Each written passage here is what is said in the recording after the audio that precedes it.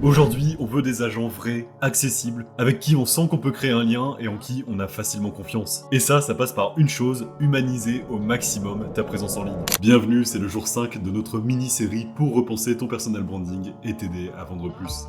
C'est simple, même si t'as bien pensé ton harmonie de couleurs, que t'as une photo pro, un joli logo, eh bien un feed trop froid, trop corporate, trop figé, ça va mettre un vrai frein à tes clients. Alors que dès qu'on commence à te voir comme une personne à part entière, comme un être humain finalement, là, ça change tout. Alors comment faire ça sans tomber dans le personnel à outrance ?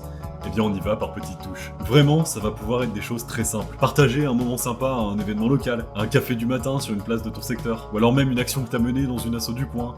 Bref, en fait, sans aller jusqu'à faire des vlogs évidemment, parce que c'est pas ton job, eh bien montre quand même un petit peu de ta personnalité. Un trait d'humour bien placé, une passion que tu relis à ton métier.